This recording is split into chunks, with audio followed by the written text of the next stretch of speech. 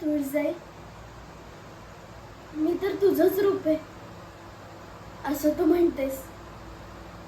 तू तर साऱ्या जगाची माता आहेस. तुला सगळ्यांचं दुःख कळतं, तुला सगळ्यांच्या मनातलंही कळतं. माझ्या मनात काय चाललंय तुला कळतंय ना. माझी आई गंगाई,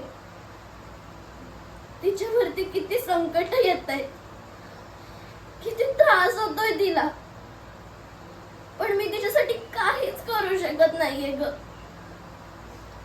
तू मला तिच्यापासून तोडू नकोस. तिचा हाल मला नाही बघवणार ग. एवढंच ऐक माझं.